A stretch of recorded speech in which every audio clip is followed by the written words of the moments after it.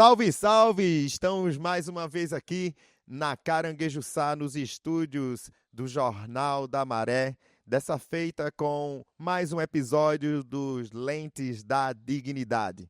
Vamos estar tratando de um projeto, da introdução de um projeto importantíssimo para toda a costa brasileira, né? Para todos os territórios tradicionais pesqueiros que sofreram e que sofrem os impactos das crises climáticas, desse desenvolvimento que não atende às necessidades dos territórios nem dos maretórios, muito menos dos viventes, né? Seja das espécies dos estuários, do mar, ou dos pescadores e pescadoras que sobrevivem e que alimentam toda uma sociedade, trazendo as proteínas do mar. Então a gente vai tocar aqui em um assunto bem interessante, que é os 6 anos do crime, um dos maiores, se não o maior crime ecológico do Brasil, né? O petróleo que foi derramado em 2019, que jamais apareceu culpado, que jamais apareceu algum responsável. Pelo contrário, as investigações oficiais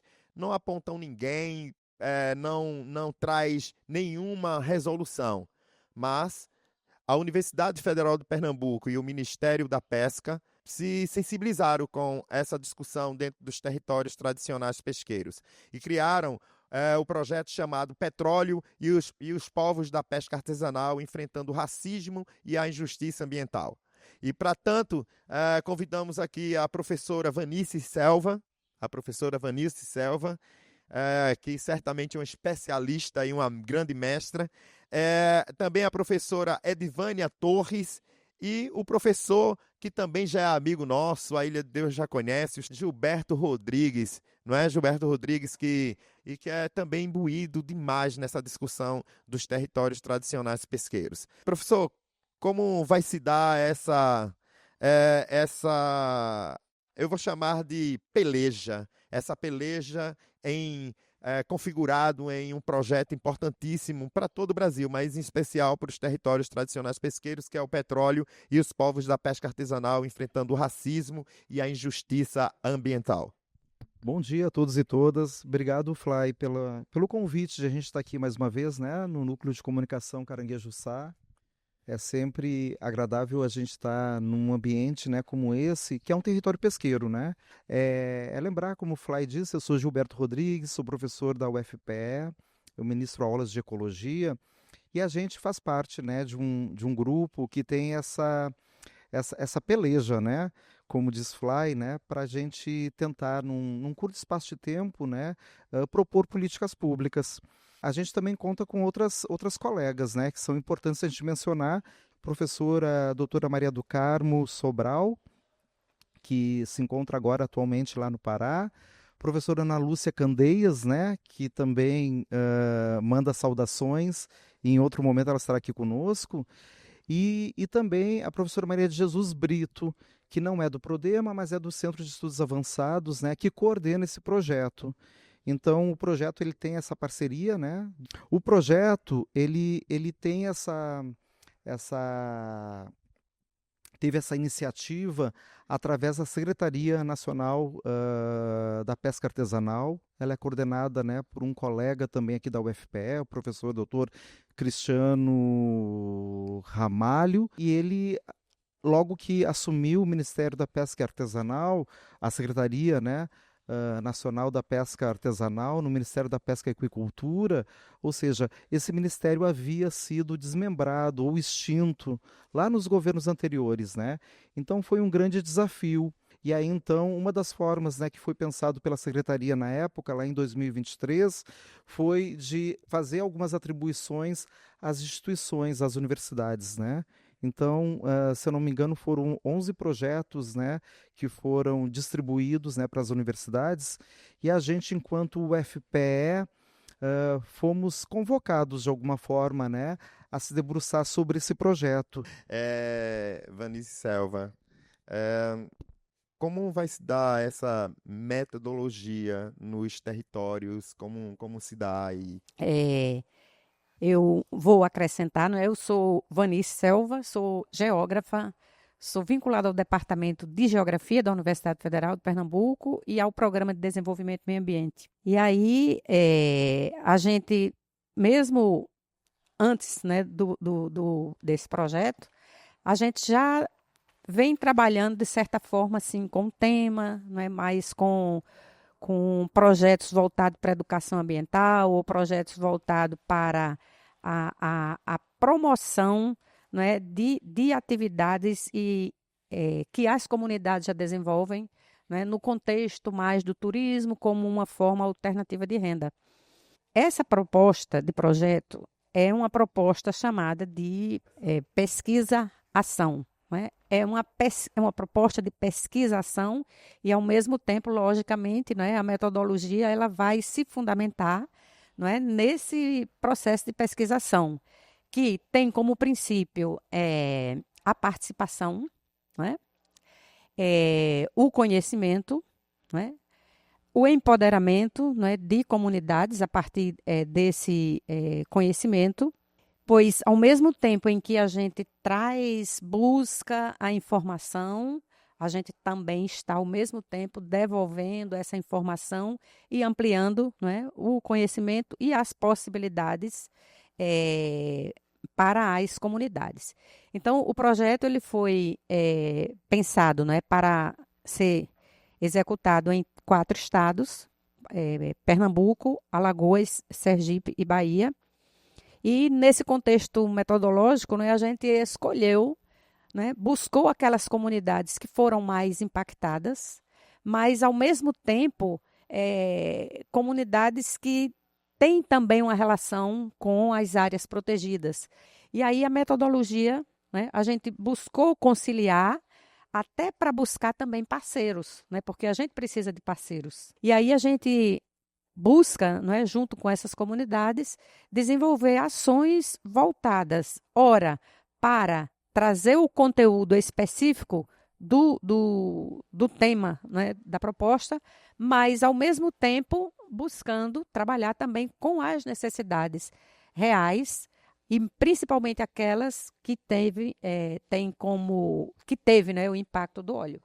E aí vão acontecer minicursos, vão acontecer oficinas, enfim, rodas de conversa e várias técnicas, né, que vamos utilizar e que a gente também pode ampliar isso aí na nossa conversa. Professora Edivânia Torres acaba de trazer, a professora Vanice Selva acaba de trazer, vai haver diversas maneiras, metodologia. E tem uma que chama muita atenção, que é a metodologia da constelação. Tu poderia falar um pouco de como vai se dar essas metodologias, mas em especial a metodologia da constelação? Claro que sim. Bom dia a todos. É um prazer muito grande a gente estar aqui exatamente no território, ou digamos, no hidroterritório, né? É bem importante que a gente comece a falar sobre isso, esse hidroterritório, território da água, né? Então, a gente vem aportar nesse projeto mais uma iniciativa, né?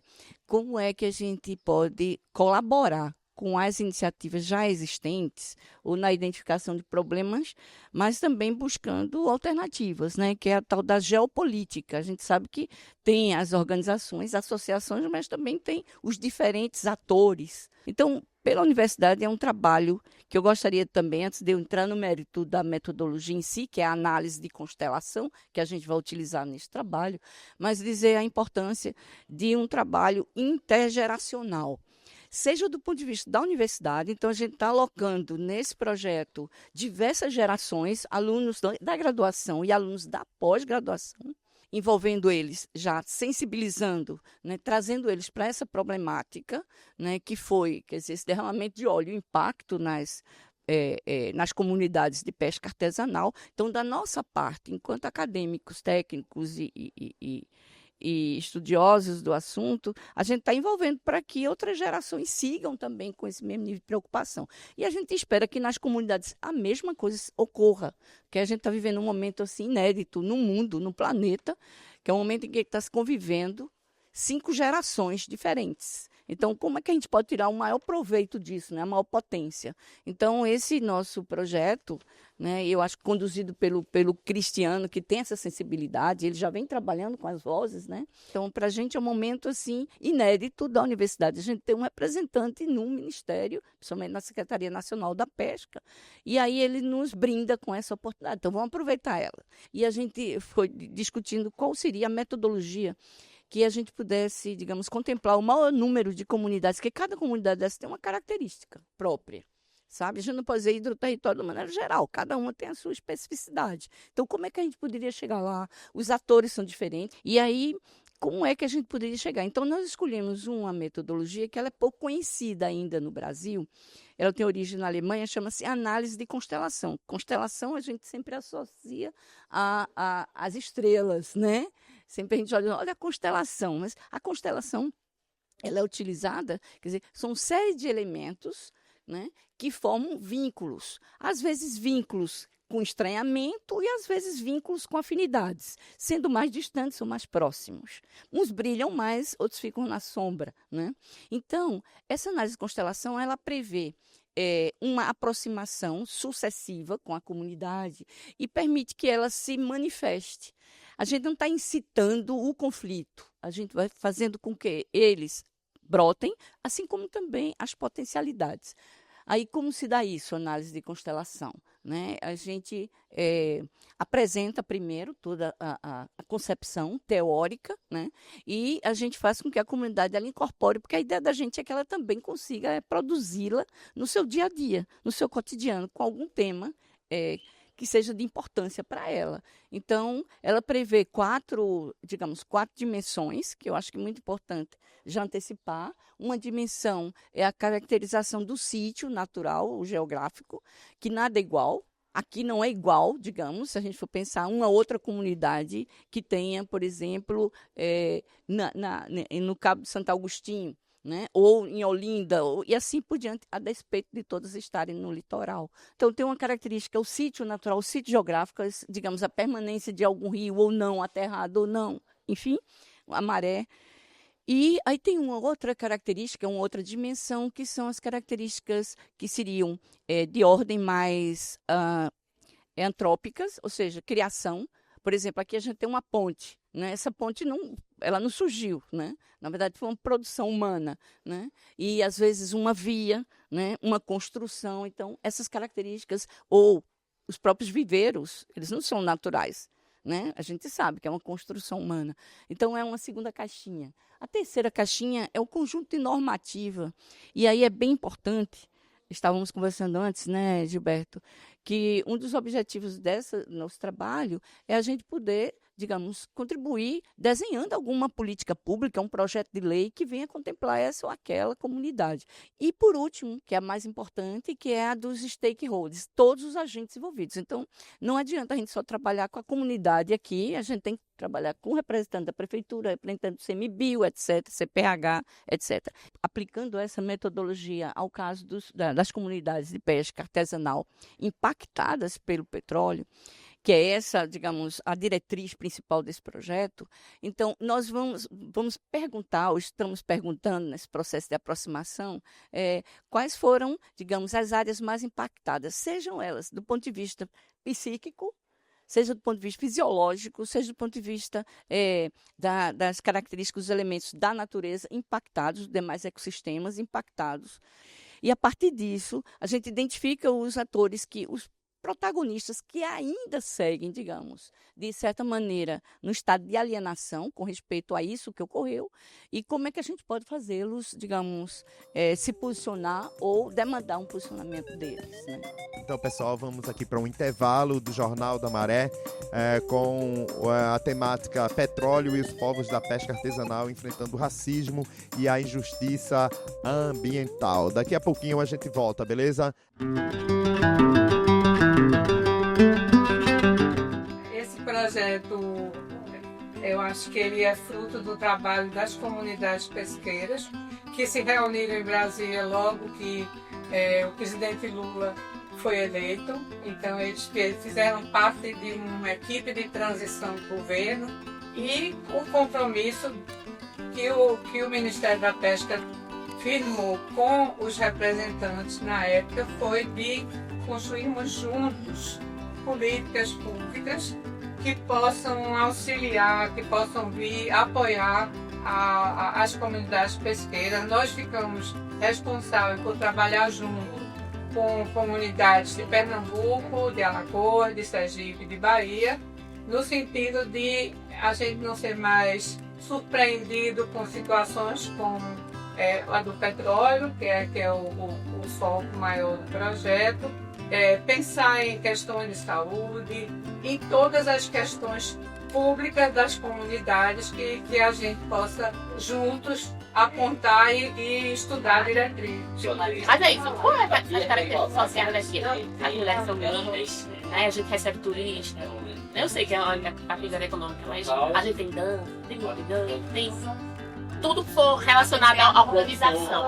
As políticas públicas, elas têm que andar de uma forma que escute realmente, né, quem entende do assunto. E vocês foram totalmente silenciados, gente. Totalmente silenciados. Ninguém deu ouvidos, né, à problemática que vocês estavam passando. A preocupação era outra. Era o turismo, eram os voos, era o cancelamento dos hotéis, era isso, era aquilo, né? Enfim. Então, a gente está aqui para fazer essa escuta, a gente quer escutar de vocês o que é necessário para que isso aconteça de novo. Aquilo que aconteceu, que pelo menos vocês sejam resguardados de algo, né? Que a grande mídia não dá ouvidos. Então, não é reconhecido, né? Toda a cultura que existe aqui. Então, na verdade, a gente vem aqui não para falar. Não para falar, a gente fica a escutar vocês. É escutar. A gente pode chamar isso até de uma fala afetiva. Salve, salve! Estamos de volta aqui com o Jornal da Maré, com mais um episódio do Lentes da Dignidade, trazendo a temática petróleo e os povos da pesca artesanal enfrentando o racismo e a injustiça ambiental. Segura aí, claro, só tem fera. Professor Gilberto Rodrigues, somos conhecedores com mais detalhes, os detalhes são perversos, dos abusos, violações de direitos dentro dos territórios tradicionais pesqueiros em todo o Brasil. Entre eles, tem a questão da crise climática, que 97% das comunidades entrevistadas, foram 450 comunidades entrevistadas em todo o Brasil, já sentem diretamente como a escassez da pesca, o sol mais ardendo no couro do pescador e da pescadora, e as questões geográficas, né? Os pescadores estão saindo, se deslocando para pontos mais longínquos das suas residências para poder capturar os pescados. Mas também tem a especulação imobiliária, as privatizações das áreas comuns da pesca. O projeto ele tem diversos eixos importantes, metas importantes, como, por exemplo, o monitoramento, essa coisa da questão do monitoramento da saúde do pescador, das pescadoras e dos territórios. Como é que está isso? Fala um pouco dessas metas, fala um pouco desse desafio, ou desses desafios que vamos encontrar nesses territórios. Eu acho que quando a gente fala em 6 anos, né, é bom a gente rememorar o que aconteceu, né, no dia 30 de agosto de 2019, quando um pescador da Paraíba avistou pela primeira vez essas manchas de petróleo, né? E aí ele não sabia, nunca tinha visto o que estava acontecendo. E logo em seguida, então, essas manchas de petróleo chegaram aqui em Pernambuco, né? A data marcada, né, de fato, foi no dia 12 de outubro, onde realmente chegou esse óleo cru nas praias, e aí então ficava aderido, né? Em todos os corais de Recife, no sedimento, nos manguezais, né? E aí então um grupo de estudantes da UFPE, e por isso a questão intergeracional, né? Eles foram, né, para a Praia do Xarel, enfim, aqui no Cabo Santo Agostinho, fazer essa limpeza de praia, para conhecer, para saber o que estava acontecendo. E isso foi um dos primeiros alarmes, né, que desencadeou, então, toda a questão da chegada desse petróleo no litoral, na costa do Brasil. A gente costuma dizer que foi o maior crime ambiental em termos de extensão, né? Então, assim, a gente rememorar isso. Então, por um lado, o que aconteceu naquela época era uma grande polifonia, todas as pessoas se achavam com o direito de falar alguma coisa e ninguém sabia absolutamente nada. Né? Na imprensa, de uma forma geral, se falava, né, do turismo charme, que na verdade então ele havia sido afetado, né? E aí então os governos, principalmente o governo de Pernambuco, ele proibiu a comercialização e a pesca dos pescados. Ou seja, aqueles pescadores que vivem de fato, né, da pesca e que já tinham seus estoques em freezers e geladeiras, eles não puderam comercializar. Um estudo bem recente agora de uma professora aqui da Universidade Federal Rural de Pernambuco, professora Rosana Silveira, faz questão de mencionar que ela faz parte de um projeto de extensão que chama Cavalos Marinhos. E aí foi, agora, recente, né, identificado que esses cavalos marinhos aqui em Suape, que é uma área né, da ilha de Cocaia, que foi atingido pelo derramamento de petróleo, esses cavalos marinhos estão nascendo com deformidades. Ou seja, se a biodiversidade, se a fauna e flora, né, foi atingida, então o que dirá então para as populações, né? Então, na questão de saúde existem várias questões, né? Desde o psicológico, ansiedade, né, depressão, entre outros fatores, né? Então, esse derramamento de petróleo, ele não é uma coisa do passado, ele é presente, ele pode estar acontecendo nesse momento, porque o que acontece com esses cargueiros, né, nos oceanos, eles fazem uma biopirataria. Então, pode estar acontecendo nesse momento o derramamento de petróleo e a gente tem que estar preparado em termos de políticas públicas e em termos de ações, né, para que a gente possa minimizar esses impactos. Na época, em 2020, só para finalizar, foi um trabalho de uma aluna que ela publicou um trabalho chamado, né, Pescadores e Pescadoras Silenciados, os impactos socioambientais do derramamento do petróleo. E ela avaliou então toda a mídia, e aí então ela traz um quantitativo das reportagens que saíram né, durante esse período de agosto de 2019 a dezembro de 2019, e que os pescadores e pescadoras não foram ouvidos. Então a própria mídia, ela silenciou aquelas pessoas que na verdade estavam sofrendo o impacto direto desse derramamento do petróleo. Eu vou trazer aqui mais uma vez a professora Vanice Selva em relação dos territórios os quais o projeto ele tá dialogando diretamente. Quando essa proposta, não é, aparece no sentido de buscar amenidades ou mesmo políticas públicas a serem pensadas para as áreas mais afetadas, não é? Então, houve, assim, demandas, né, mais gerais, mas a gente também se debruçou, não é, também para as nossas escolhas, nossos acessos, experiências, né, já desenvolvidas, que já tínhamos, e aí selecionamos, né, aqui em Pernambuco 2 áreas, Litoral Norte e Litoral Sul. Para o Litoral Norte, pensou-se inicialmente em buscar comunidades que estivessem ali, né, na luta na Resex Acau-Goiana, né, mas também no Canal de Santa Cruz, né, na APA do Canal de Santa Cruz, tanto devido ao impacto gerado, mas também por todas essas questões, né, que foram colocadas aqui. E aí apresentamos o projeto, discutimos, para depois, né, dar início. No Litoral Sul ficou a APA de Guadalupe, né, e a APA Costa dos Corais, né. Para cá, para Pernambuco, nós selecionamos ali mais 2 comunidades, né, que é a comunidade quilombola Engenhesqueira e uma comunidade de marisqueiras que fica em Sirinhaém. Para Alagoas, Litoral Norte, né, deixamos ali Passo de Camaragibe, né? Numa comunidade de Barra de Camaragibe, que é uma comunidade também pesqueira, e em Passo de Camaragibe e na Foz do São Francisco, nas comunidades próximas da Foz de São Francisco. Então, essas 2 comunidades de Feliz Deserto, de pescadores, né, de Feliz Deserto e de Piaçabuçu, Indiaroba, em Sergipe, né? E uma na Bahia, que é em Belmonte, município de Belmonte. Edvânia Torres, me diga uma coisa, como diante das metodologias vamos identificar, ou a universidade, vocês mestras e mestres, vão identificar esse protagonismo, esse potencial e o protagonismo das comunidades, como falar de ambição, né? A ambição mesmo da academia de trazer à tona e mostrar esse protagonismo dentro dos territórios tradicionais pesqueiros. Nós estamos vivendo, eu acho que a sociedade, de uma maneira geral, está percebendo isso, não só nós que trabalhamos junto com as associações, mas é que o movimento social ele tá enfrentando um grande desafio, né? E é um desafio que está posto para o mundo inteiro, né? A gente está vivendo uma crise de paradigmas.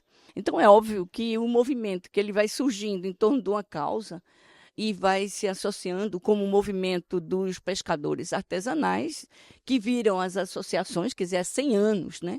E é muito interessante que essas associações elas são compostas por pessoas que têm interesses diversos. Quando a gente se aproxima, através dessa metodologia, se aproxima dessas comunidades, de antemão, conforme foi colocado, há mais de 100 anos que elas estão lá batalhando, a gente já sabe de algumas características, ou trabalhos até que foram realizados antes. A gente já sabe que tem algumas características que são, digamos, predominantes, né? A gente só não pode imaginar que elas são determinantes, porque a gente tem que imaginar que tem um futuro aí pela frente com possibilidades. Então, a gente, com essa utilização dessa metodologia, com aproximações, a gente vai ouvir as lideranças, a gente vai ouvir esses protagonistas históricos, mas também a gente vai identificar as novas potencialidades que podem surgir de um grupo de mães. Esse projeto ele não vai dar solução para os problemas. A gente vai encaminhar alternativas, né? E oxalá que ele continue e a gente continue se desdobrando, né? Replicando, né? E principalmente envolvendo essas novas gerações e que isso se projete. E é muito interessante como os jovens, a gente vai visitar e levam os jovens, nossos estudantes, como eles se identificam com esses jovens estudantes que vão. Então, já tem uma liga aí, já tem uma rede aí formada. A gente já, digamos, de certa maneira, a gente já semeou algo, né? Vamos seguindo, semeando. Petróleo e os povos da pesca artesanal enfrentando o racismo e a injustiça ambiental tem o protagonismo, né, digamos assim, ou a realização da Universidade Federal de Pernambuco, o Centro de Estudos Avançados, CEA, e o Programa de Pós-Graduação em Desenvolvimento e Meio Ambiente, o PRODEMA, também o Ministério da Pesca e Aquicultura, Povos das Águas, ou melhor, Povos da Pesca Artesanal e, obviamente, o governo federal, União e Reconstrução. Mas também tem o Caranguejuçá, que é arte e solidariedade. Obrigado aí a todas e a todos e segura a onda porque a gente vai estar de andada em diversos estados, em diversos territórios, protagonizando junto com a universidade o protagonismo dos territórios tradicionais pesqueiros e, sobretudo, da pesca artesanal, assim como é a Ilha de Deus, o Bode, Brasília Teimosa, Santo Amaro, que são comunidades de Recife, né? E nós vamos estar em outros estados também fazendo esses estudos e também colocando à tona todos os potenciais que existem nas comunidades. É isso aí, porque os povos das águas têm todo o direito de ser visível e dignidade. É isso, valeu! Caranguejuçá é arte e solidariedade, Jornal da Maré, da comunidade da Ilha de Deus para o mundo.